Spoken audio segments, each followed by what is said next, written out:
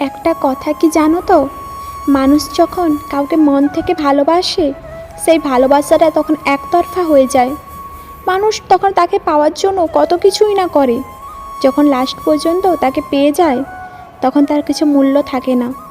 এক সময় তাকে আমি চিনতাম না, জানতাম না, সে আমার পেছনে কত পাগলের মতন না পড়েছিল। আমাদের ফার্স্ট আলাপ অনলাইন, আমি তখন তাকে চিনতাম না, জানতাম না। ও আমাকে অনলাইনে রিকোয়েস্ট পাঠায়, আমি অ্যাকসেপ্টও করলাম। তারপর ও আমাকে মেসেজ দিল, হাই কেমন আছো। আমি দেখেও না দেখার ভান করে চলে গেলাম। তারপরে আবার একদিন মেসেজ দিল, তুমি কি আমার সাথে কথা বলবে না। আমি তখন রিপ্লাই দিলাম, কে বলুন তো, আমি কেন আপনার সাথে কথা বলবো, আমি কি আপনাকে চিনি। এই করতে করতে আমাদের টুকিটাকি কথা হতেই থাকে। এই করতে করতে আমাদের 1 বছর মিনিমাম কথা হয়। তারপর ওর সাথে একটা আমার ভালো সম্পর্ক হয়, যেটা বন্ধুত্বের সম্পর্ক। বলতে বলতে ও আমায় একদিন বলল, তোমায় একটা আমি কথা বলবো। আমি বললাম নিশ্চয়ই, বলো কি বলবে। ও তখন বলতেছে, আমি না তোমায় ভালোবাসি। আমি তখন রাজি হইনি, আমি ওকে না বলে দিই। ও তখন খুবই কষ্ট পায়। তারপরে আমাদের কথা হতে থাকে, কথা বলতে বলতে ও আমাকে একদিন ঠিকই মানিয়ে নেয়। আর ওর ভালোবাসার কাছে আমি আমার মাথাকে নত করেছি। আমাদের সম্পর্কের মধ্যে কখনো ঝগড়া ঝামেলা কিচ্ছু হয়নি। আজ আমাদের সম্পর্ক 2 বছর কমপ্লিট হতে যায়। আমাদের সম্পর্কটা ভালোই যাচ্ছিল। আজ আমি আমার পাগলাটারই আমি অনেক ভালোবাসি। ওকে ছাড়া আমি থাকতে পারবো না, ও সেটা ভালো করে জানে। ওকে আমি অনেকটা ভালোবেসে ফেলেছি। আমরা 24 ঘন্টার 24 ঘন্টাই কলে থাকতাম। আমরা একে অপরকে ছেড়ে থাকতে পারতাম না। আমাদের ভালোবাসাটা এমন ছিল, ও যেখানে আমাকে যখনই ডাকতো আমি সেখানে তখনই ওর সাথে ছুটে দেখা করতে যেতাম। ও যেটা বলতো আমি সেটাই করতাম। ও বলতো এটা করো না, এটা করতাম না, বলে ছোটো ড্রেস পরো না, পরতাম না। ওর প্রত্যেকটা কথা আমি শুনতাম। তারপর ও পরে পরে কেমন জানি না হয়ে যাচ্ছিল। ও ঠিক মতন আমার সাথে কথা বলতো না, আমি দেখা করতে ডাকলে আমার সাথে দেখা করতো না। আমি কেমন জানি না পাগলের মতন হয়ে যাচ্ছিলাম। আমি কিছু বুঝতে পারছিলাম না আমার সাথে কি হচ্ছে। আজ যে আমাকে এতটা ভালোবেসেছিল আমাকে পাওয়ার জন্য, যে পাগলের মতন আমার পিছনে পড়েছিল, আজ 2 বছর আমাদের সম্পর্ক, আমরা কতই না ভালো ছিলাম। একটা কথা কি জানো তো, যে যেটা পাওয়ার যোগ্য না, সে যদি সেটা পেয়ে যায় সেটা তার মর্ম বোঝে না।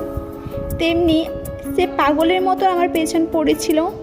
আমি যখন তার ভালোবাসা অ্যাকসেপ্ট করে নিয়েছি, তার ভালোবাসার কাছে আমার মাথা নত করেছি, তাকে পাওয়ার জন্য আমি সব কিছু ত্যাগ করে শিখেছি। আর সেই মানুষটা আমাকে, আমি তাকে পাওয়ার জন্য কত কি না করলাম, তার পায়েও পড়লাম, মাথা নত করলাম। প্লিজ প্লিজ, আমি কি ভুল করেছি আমায় একবার বল, কিন্তু আমি ছেড়ে যাস না রে। আমি সত্যি বলছি আমি থাকতে পারবো না। কিন্তু সে আমার কষ্টটা একবারও বুঝলো না।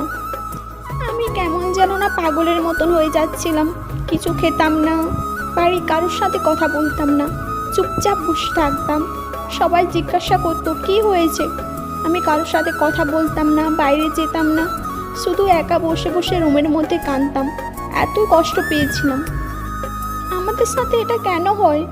যাকে আমরা সব থেকে বেশি ভালোবেসে থাকি, তাকে যখন আমরা পাওয়ার তীব্র ইচ্ছা জাগে, তখনই সেই মানুষগুলো পাশ থেকে হারিয়ে যায়। কেন এটা হয় আমাদের সাথে? কেন আমরা তাকে পাবো না জেনেও তাকে ভালোবাসার চেষ্টা করে থাকি?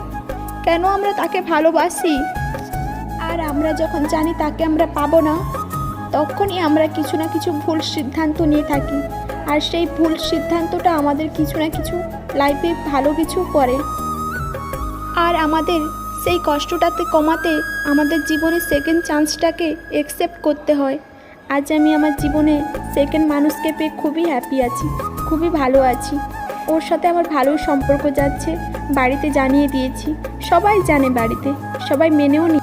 আজকে যদি ওই মানুষটা আমার সাথ না দিত, আমি আমার জীবনটা কিভাবে বাঁচতে হয় সেটাই ভুলে গিয়েছিলাম। আজ আমার ওর সাথ দিয়েছে, আমাকে অনেকটা সাপোর্ট করেছে, আমাকে অনেকটা ভালোবেসেছে। আজ আমি ওকে পেয়ে অনেক হ্যাপি। আমি ওর সাথে এইভাবে সারা জীবন থাকতে চাই। যে মানুষটা কষ্টের সময় আমার হাত ধরেছে, আমি তার হাতটা কখনো ছাড়তে চাই না। আমি ওকে অনেক এখন ভালোবাসি। জীবনের শেষ মুহূর্ত পর্যন্ত ওর সাথে আমি থাকতে চাই। ওর প্রত্যেকটা সুখ দুঃখ আনন্দ সব কিছু আমি ভাগ করে নিতে চাই, কিন্তু ওই মানুষটার কখনো আমি হাত ছাড়তে চাই না। এই স্টোরিটা একটা আপু লিখে পাঠিয়েছে। হ্যাঁ, কথায় আছে না, তুমি যাকে যত বেশি মূল্য দেবে সে তোমাকে তত বেশি সস্তা ভাববে। হে গাইস, আমি টিনা। আমার ভিডিওটা যদি তোমাদের ভালো লেগে থাকে লাইক কমেন্ট শেয়ার আর আমার চ্যানেলটি সাবস্ক্রাইব করতে ভুলবে না। Thank you.